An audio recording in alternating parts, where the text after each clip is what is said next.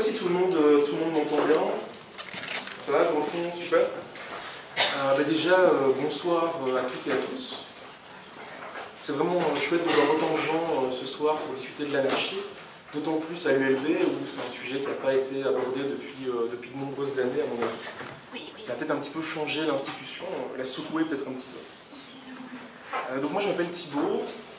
Si mon nom n'est pas présent sur les affiches ou dans la communication, c'est parce que je ne me présente pas devant vous parce que j'ai un diplôme ou parce que j'ai un titre, parce que je représente une organisation politique. Je me présente devant vous parce que je suis anarchiste et que j'ai envie de vous en parler et d'essayer de définir l'anarchie, en tout cas de donner une première grande définition. Ce qui veut dire forcément que mon avis sera en partie personnel, et ce qui est assez logique parce que l'anarchie, ce n'est pas une théorie unifiée. Il n'y a pas un dogme anarchiste, il n'y a pas une vérité absolue qui aurait été définie par un auteur, mais il y a tout un tas de définitions qui parfois s'opposent, parfois rentrent en conflit. Je pense qu'après, dans la séance de questions-réponses, on va avoir différentes visions de l'anarchie qui vont s'exprimer. Et si vous avez des questions, peut-être que vous recevrez des réponses différentes de ce que je vais dire. Et c'est tout à fait normal. Et donc cette vision non dogmatique de l'anarchie, je pense qu'elle est très importante. Si vous lisez des articles scientifiques ou des livres qui sont écrits par des chercheurs sur l'anarchisme, vous aurez toujours une espèce de complainte où on va vous dire « Ah, mais il n'y a pas vraiment de théorie, on ne sait pas vraiment ce que c'est, l'anarchisme. » Voilà, il y a vraiment cette espèce d'idée, déjà dans la théorie, que l'anarchisme, c'est le désordre. Qu'il n'y a pas de grande version unifiée, il n'y a pas d'auteur de référence qui pourrait expliquer par avance ce qui est anarchiste et ce qui ne l'est pas. Et s'il y a cette espèce de notion de désordre, c'est parce que l'anarchisme est vu de manière quasiment toujours péjorative. Si je demandais dans la salle à chacun d'entre vous de me définir le conservatisme, ou le libéralisme, ou le communisme, ou le marxisme, je pense que j'aurais des dizaines de réponses différentes. Mais la différence, c'est que dans ces pensées, des auteurs peuvent réclamer la vérité sur ce qu'est le dogme, ce qu'est le communisme, ce qu'est le libéralisme. Alors que dans l'anarchisme, il y aura toujours j'espère en tout cas, une mise en garde des gens qui vous en parleront pour vous dire non, il n'y a pas un seul anarchisme. On veut parler d'anarchisme au pluriel. Et d'ailleurs, si on remonte un peu, je reste sur le terme parce que c'est intéressant, si on remonte un peu et qu'on va chercher, par exemple, chez les auteurs de la Révolution française ou même avant, vous verrez que l'anarchie est toujours utilisée comme une insulte politique pour décrire l'ennemi. Et qu'à l'époque, et c'est assez ironique, elle était utilisée comme un synonyme de démocratie. Pas dans le sens évidemment de la démocratie telle qu'on la pratique maintenant, mais dans son sens littéral de gouvernement du peuple, de la plèbe. Parce que forcément, le gouvernement du peuple, c'est le désordre, et donc c'est l'anarchie.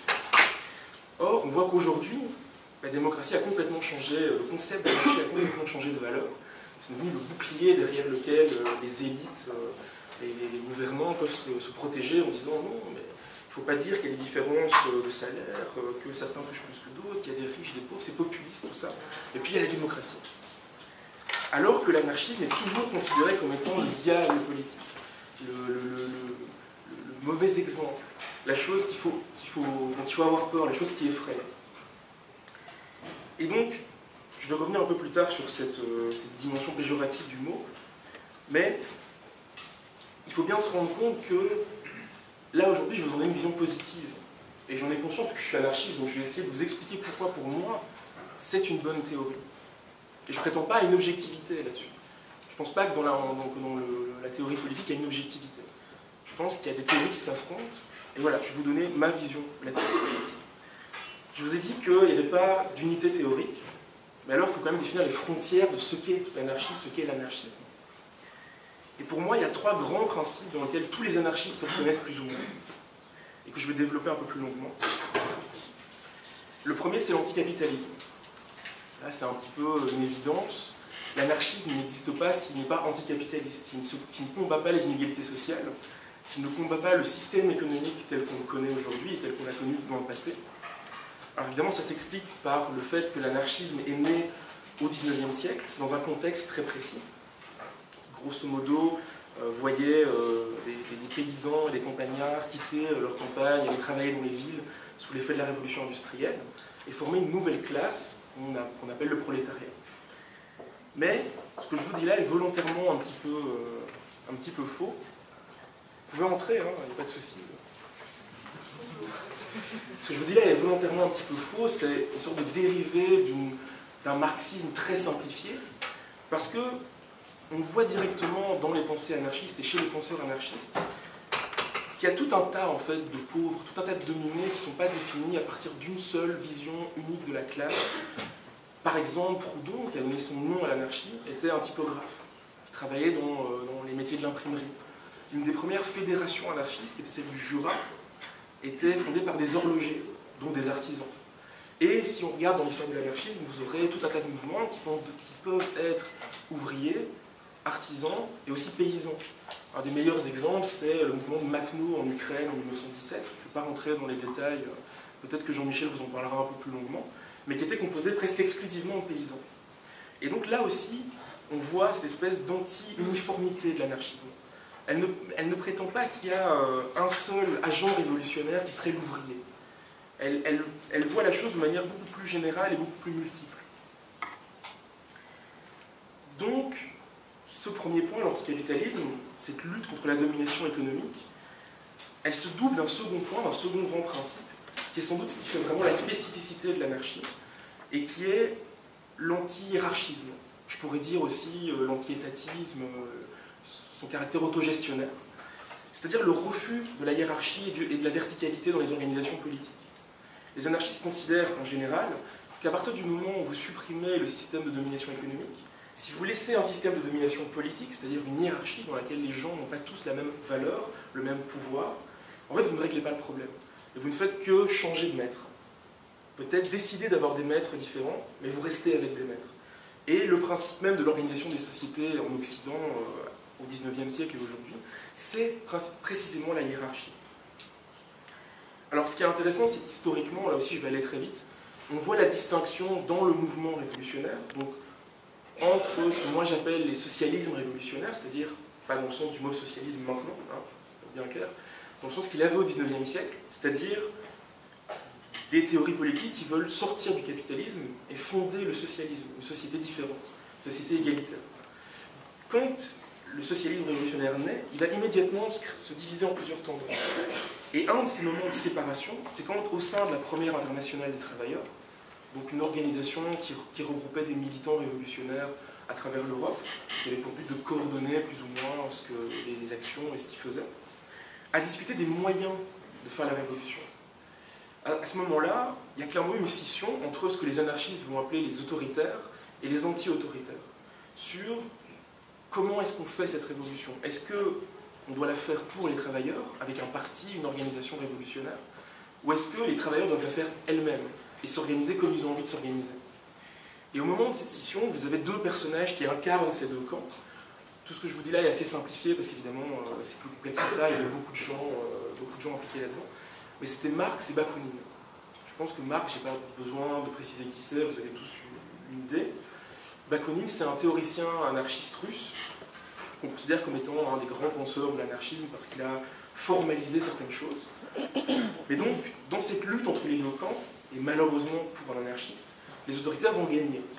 Et va alors se créer vraiment une scission entre autoritaires et anti-autoritaires, qu'on peut grosso modo projeter après entre certains communismes et les anarchismes.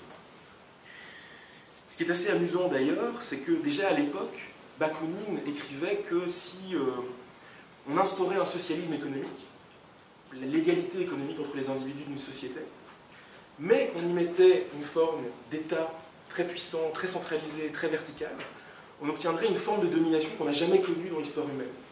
Ce qui est grosso modo ce qu'on a vu et ce qu'on a vécu au XXe siècle avec ce qu'on peut appeler le totalitarisme ou le stalinisme.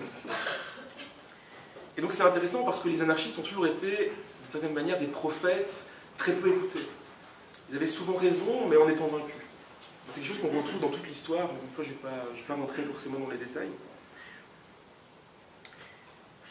À côté de ces deux premiers grands principes, l'anticapitalisme et l'anti-hiérarchisme, vous avez une dernière chose qui est celui de la société différente, de la société idéale.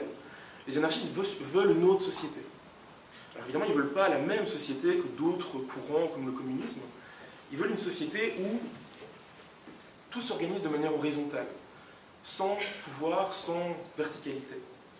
Alors ça peut paraître un peu abstrait, mais concrètement, il faut imaginer un monde où les êtres humains s'organisent dans des localités, ça peut être des villages, des petites villes, des quartiers, et ensuite ces localités se fédèrent les unes avec les autres. Et au sein de chaque localité, les gens peuvent s'organiser un peu comme ils veulent. Et ça c'est très important, parce que l'anarchie ne veut pas une société où tout le monde fait la même chose, où tout le monde pense de la même manière, où les règles de vie sont identiques dans tous les environs d'un pays ou entre les pays, mais au contraire que chaque communauté, à son niveau le plus local possible, décide de ses règles de vie. Et après se fédèrent, choisissent de se fédérer avec d'autres communautés. Ce principe de fédération, qu'on doit à Proudhon au départ, enfin c'est pas très intéressant parce que ça a été redéfini et transformé au cours de l'histoire de l'anarchisme, est aussi quelque chose d'assez central. Parce que même les organisations anarchistes, que ce soit un mouvement politique, un mouvement qui se base sur un thème particulier, que ce soit le féminisme, l'antiracisme, l'antifascisme, les organisations fonctionnent en général de manière fédérative. C'est-à-dire que les individus choisissent d'en faire partie, de se fédérer entre eux pour former l'organisation. Et l'organisation peut ensuite se fédérer avec d'autres organisations pour donner un front plus large.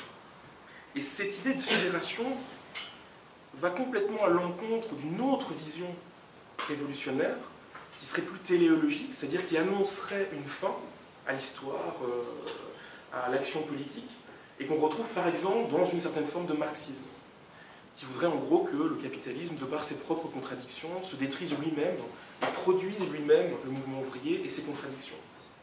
Les anarchistes vont plus penser, vont donner plus d'importance à l'action en fait, à l'acte de choisir, de se fédérer ou pas, que ce soit au niveau individuel ou au niveau collectif. Alors ici, je sais bien que tout le monde ne sera pas forcément d'accord, parce qu'il y a des grands débats philosophiques là-dessus au sein de l'anarchisme. Et moi, il me semble que cette réflexivité entre le collectif et l'individu, où le collectif ne disparaît jamais, l'individu ne disparaît jamais dans le collectif, mais où le collectif n'a jamais toute puissance sur l'individu, est très importante au sein de l'anarchisme. Parce qu'elle démontre que la division quasiment sacrée qui existe entre individu et collectif est en fait très artificielle. Si vous demandez à la plupart des gens comment nos sociétés fonctionnent, on va vous dire qu'elles sont individualistes, qu'elles promeuvent l'individu, l'égoïsme individuel. Si vous demandez à certains communistes ou à certains collectivistes, qui peuvent parfois être anarchistes, ils vous diront que c'est le collectif qui compte plus que l'individu. Or, le principe fédératif a cet avantage qui supprime cette division et qui offre quelque chose de nouveau, une possibilité de faire vivre en harmonie individu et collectif. Donc vous avez ces trois grands principes, cette espèce de base commune, qui, encore une fois, peut varier hein, selon les groupes, selon les gens. Et ça pose la question de est-ce que l'anarchisme a encore un sens aujourd'hui? Bon, évidemment, je vous casse le suspense, si je vous parle ce soir, c'est que je pense que oui. Mais si vous demandez à des libéraux ou à des conservateurs, eux, ils vont vous répondre que non. Et ils vont vous répondre qu'en fait, tous les mouvements révolutionnaires et les théories révolutionnaires sont des choses dépassées, complètement obsolètes. C'est la fin de l'histoire. C'est la victoire absolue du libéralisme. Et pour répondre à cet argument-là, il faut que je remonte en fait dans l'histoire très loin. Bakounine disait déjà, de manière assez instinctive, que dans les sociétés occidentales, enfin dans l'Europe de son temps, il y avait une distinction entre les individus qui cherchaient l'égalité et les individus qui cherchaient la domination. Donc entre une sorte de volonté égalitariste et une volonté hiérarchique. Il disait ça de manière un petit peu voilà, instinctive, ça lui venait comme ça, il observait le monde politique et il se disait que c'était quelque chose qui permettait aussi de comprendre la division au sein du mouvement révolutionnaire. Que vous aviez des révolutionnaires qui étaient de très bonnes, qui étaient, comment dire, qui n'étaient pas hypocrites, qui étaient très sincères sur leur conviction de devoir changer la société, mais qui avaient aussi un désir de pouvoir et un désir de domination. Et aujourd'hui, vous avez une personne qui s'appelle David Graeber, qui a une petite notoriété maintenant parce qu'il a publié un livre qui s'appelle Dette 5000 ans d'histoire, qui a été assez vendu et assez diffusé dans les médias dominants, mais qui est à la base un anthropologue. Et ses travaux anthropologiques se portent notamment sur les sociétés qu'on appelait autrefois primitives, que moi j'appellerais juste sociétés pré-industrielles, dans lesquelles il note qu'il y a un instinct égalitaire et un instinct hiérarchique. Alors ces instincts ne sont pas nés comme ça par magie, ils ne parlent pas d'une vision où les gens seraient naturellement égalitaires ou naturellement hiérarchistes. Mais il dit qu'à partir du moment où quelques individus se mettent ensemble pour former une société, il va se poser la question de la répartition. Répartition des ressources et répartition du pouvoir. Et à partir de ce moment-là, on peut régler le problème de la répartition de deux manières différentes. Par l'égalité ou par la hiérarchie. Et donc les sociétés ne sont pas purement égalitaires ou purement hiérarchiques, elles contiennent des éléments de ces deux instincts, et le mot instinct est important parce que dans ces sociétés pré-industrielles, c'était presque systématiquement des choses qui passaient par le rituel ou par la religion, qui n'étaient pas conscientes. Mais il y avait bien des exemples de sociétés qu'on pourrait qualifier de proto-anarchistes, qui s'organisaient de manière horizontale, où le pouvoir était quasiment inexistant, où quand il existait, il était contrebalancé par des rituels ou des processus qui le rendaient relativement indolore. Et ça, cette espèce de division entre l'instinct égalitaire et l'instinct hiérarchiste, ça permet surtout de lire l'histoire de manière différente. Et de lire, par exemple, l'opposition qu'il y a eu au XIXe siècle et encore au XXe, entre les mouvements révolutionnaires et les mouvements conservateurs et libéraux, comme une expression de ces deux instincts, qui se seraient à ce moment-là conscientisés dans une réflexion sociale sur la société, sur ses buts, sur comment l'organiser consciemment. Alors malheureusement, aujourd'hui, on sait que le mouvement révolutionnaire a échoué dans une certaine mesure, mais on peut aussi poser l'hypothèse, à partir de cette réflexion-là, qu'il a échoué notamment parce que certaines de ses composantes n'ont pas intégré la critique contre la hiérarchie dans leur idéologie. Et que des exemples comme celui de l'URSS ou d'autres États soi-disant socialistes, qui en fait étaient profondément hiérarchistes, même s'ils instauraient une forme d'égalité sociale, a créé une limite, en fait, a créé une sorte d'alliance entre deux instincts hiérarchistes différents, celui qui venait des libéraux et des conservateurs et celui qui venait de certaines franges révolutionnaires. Mais ça nous dit aussi que de nos jours, si on voit clairement que les mouvements révolutionnaires sont relativement faibles, pour ne pas dire extrêmement faibles, ce n'est qu'une phase de l'histoire.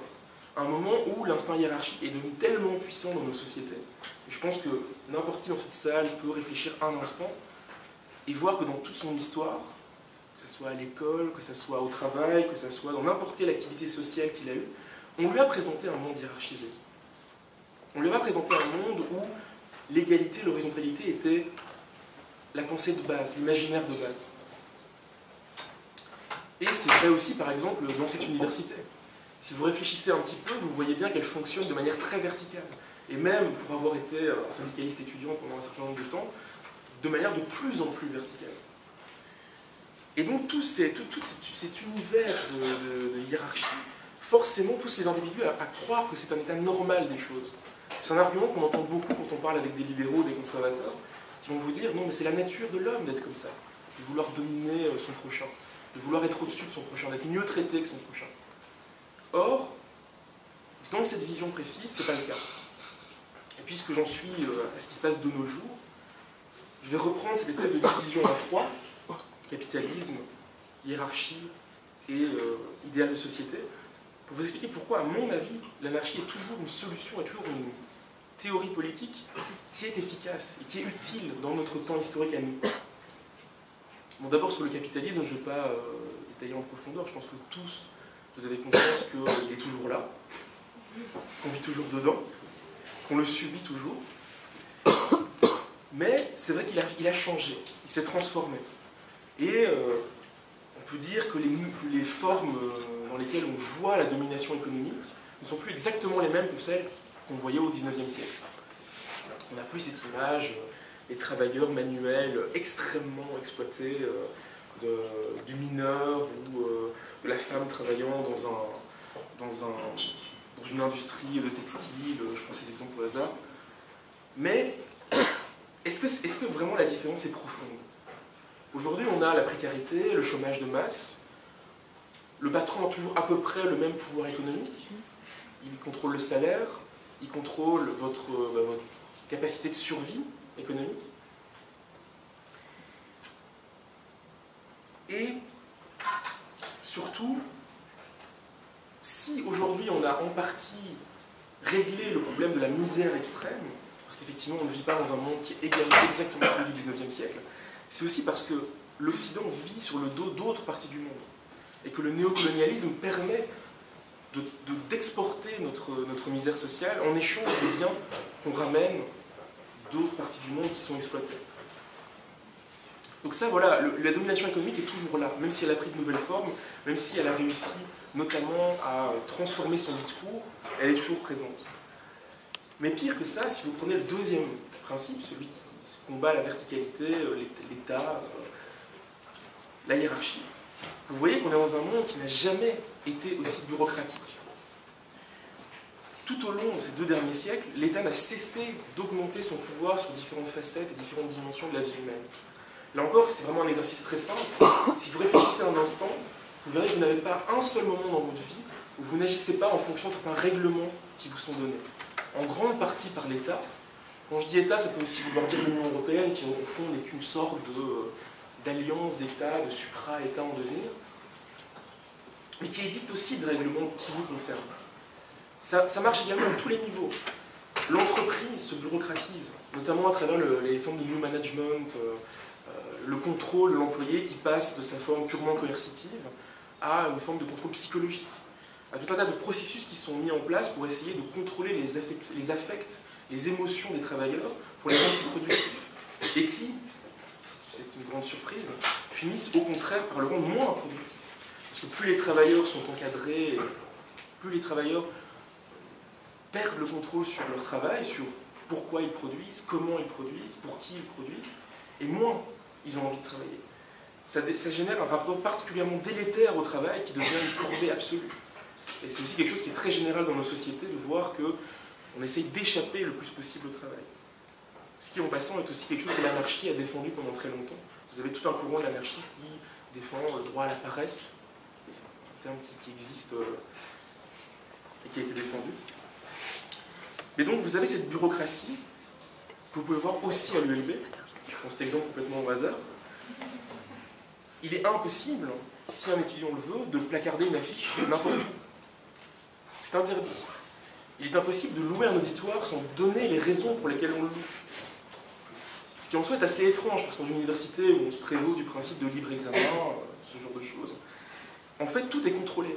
Et tout est de plus en plus contrôlé. Vous avez un système qui est basé sur le principe de... Il y a des gens qui surveillent ce que font les étudiants, les chercheurs, les professeurs, les secrétaires, les ouvriers qui travaillent sur le campus. Et c'est exactement la même chose au niveau de la société en général. Et enfin, vous avez le troisième point, celui de l'imaginaire d'une autre société. On est clairement en manque d'espoir aujourd'hui. C'est un petit peu niais de le dire comme ça, c'est un petit peu gentil. Mais si vous demandez à quelqu'un dans la rue, même si je demandais maintenant à la plupart des gens qui sont ici, est-ce que l'avenir sera meilleur que le présent? Je doute très fortement que les gens répondent oui, l'avenir sera bien meilleur qu'aujourd'hui. Non, au contraire, vous aurez des gens qui vont vous dire que l'avenir est noir, qu'il y a clairement une peur dans l'avenir, une incapacité de contrôler ce qu'on fait de l'avenir. Ce qui est en fait assez logique, parce que on a tendance à penser que le néolibéralisme déforce l'État. On parle toujours des politiciens qui perdent leur pouvoir, ce genre de choses. Mais en réalité, c'est juste un transfert de pouvoir. Vous avez des gens qui en perdent et des gens qui en gagnent. Et vous avez toujours une élite à la fin qui est aux commandes d'une manière ou d'une autre, avec des leviers économiques ou des leviers politiques. Et ce qui est intéressant, c'est que c'est notamment ce processus de transfert qui génère ce manque d'espoir politique. Parce que les versions libérales de la démocratie permettaient vaguement de se donner un destin, d'aller dans une direction. Et aujourd'hui, même ce processus-là est rentré en crise. Parce qu'il est impossible pour le système de se maintenir et de donner un tout petit peu, une très vague liberté aux individus. Et donc, l'anarchisme, dans ce cas-là, est un pourvoyeur d'espoir, dans le sens où il permet d'imaginer une société différente, et donc de se donner un but, et donc de se donner un horizon politique. Alors clairement, il n'y a pas un horizon, il n'y a pas une société. Les anarchistes vont tous s'imaginer des sociétés différentes, mais ils vont s'imaginer des sociétés, des formes de vivre ensemble qu'on ne connaît pas aujourd'hui, mais qu'on peut mettre en place, qui sont accessibles si le travail politique, si le combat est gagné en partie ou totalement à un moment donné. Et cette dimension-là est vraiment très importante. Parce qu'à mon avis, le désespoir politique est quelque chose qui touche particulièrement les populations en Europe aujourd'hui et a des effets profondément délétères. Alors, je ne vais pas rentrer dans une analyse comme ça assez rapide et un peu facile, par exemple du terrorisme et de ce genre de choses. Mais vous avez clairement un facteur qui joue dans ces questions-là sur l'absence de buts sociaux, l'absence d'espoir de vivre dans une meilleure société. Et donc, l'idée d'être enfermé en permanence dans une société qui ne veut pas de vous, quel que soit ce vous. Un dernier point qui fait que l'anarchisme est vraiment une pensée contemporaine, c'est que, étant donné qu'elle est non dogmatique, qu'elle permet la recréation, la transformation permanente de ces théories, elle est aussi une des mieux placées pour dialoguer et pour construire une convergence avec tout un tas de luttes spécifiques qui sont apparues au XXe siècle et qui apparaissent encore aujourd'hui. Que ce soit le féminisme, l'antiracisme, je ne vais pas toutes les citer, d'autant plus que je ne suis pas le mieux placé pour parler de ça et que si dans la discussion une camarade a envie de développer ça ou un camarade a envie de développer un de ces points, ça pourra se faire après. Et donc, elle peut intégrer en son sein tout un tas de nouveaux problèmes, de nouvelles discussions. Par exemple aussi sur l'écologie, qui ne sont pas forcément aussi faciles à transmettre à des courants politiques qui sont plus dogmatiques, qui hiérarchisent plus les valeurs, et qui vous diront que la lutte contre le capitalisme passe en premier, contre tout, et contre d'autres formes de libération qui devraient passer en second, en fait, qui sont moins importantes. Avant d'aller vers ma conclusion, je vais encore vous parler d'une chose que j'avais mis un peu de côté volontairement, c'est la question de la violence. Parce que quand un anarchiste se retrouve devant un auditoire, devant un groupe de gens, il y aura forcément une question qui va poser, ce qui va porter sur la violence. Est-ce que vous êtes pour les poseurs de bombes, grosso modo? Et c'est vrai que cette image de l'anarchiste comme étant un jeune cagoulé avec une bombe, un cocktail Molotov, c'est quelque chose qui est communément admis dans l'imaginaire social de la plupart des gens. Ce qui est très amusant avec ça, c'est que, effectivement, dans l'histoire de l'anarchie, il y a eu des moments plus violents que d'autres.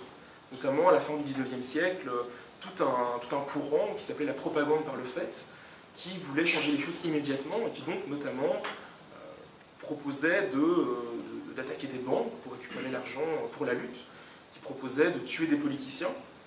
Il y a eu des cas de rois, d'empereurs, un tsar, qui ont été assassinés par des anarchistes. Mais si vous prenez tous ces faits, vous vous rendez compte que la réalité statistique de la violence anarchiste a été extrêmement petite par rapport à celle d'autres mouvements politiques.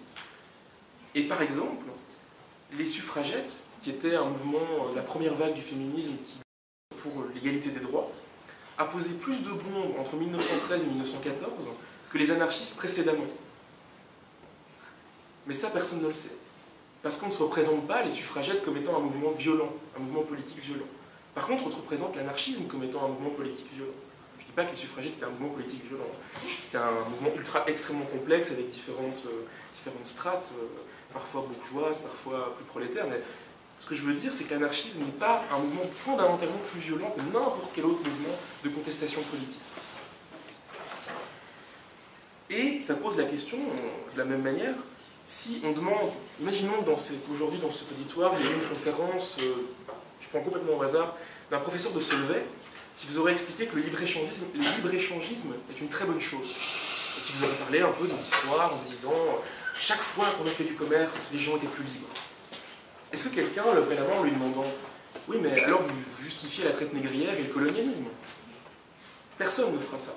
Parce que dans l'imaginaire collectif des gens, le libre-échangisme, le libéralisme, le conservatisme, je vais prendre d'autres exemples, sont des mouvements politiques très sages en fait, pas violents, même plutôt anti-violents, qui protègent la société contre les vilains anarchistes.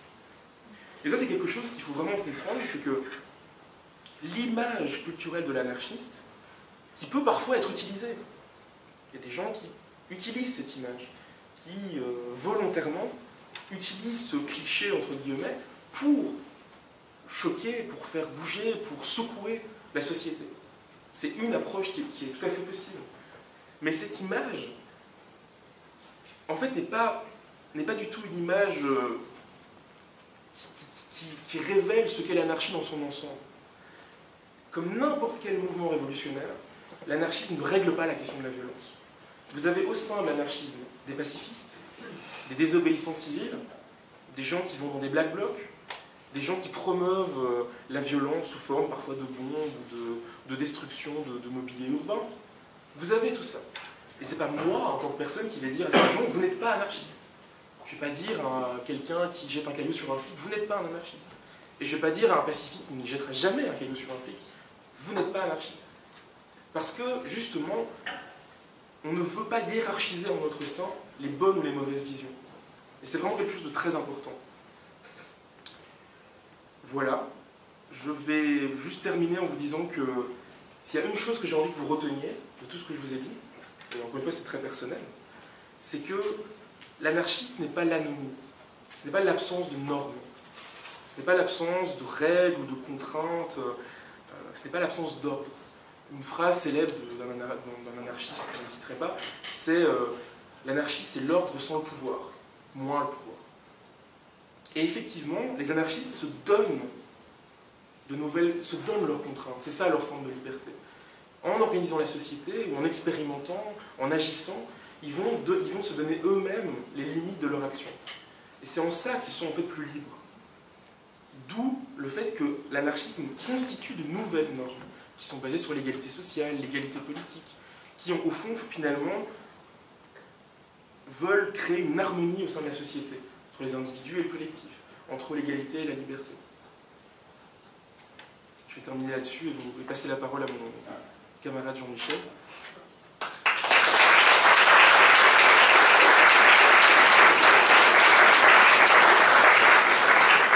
Qui va donc vous parler de certaines expériences historiques, certains faits historiques sur lesquels je ne suis pas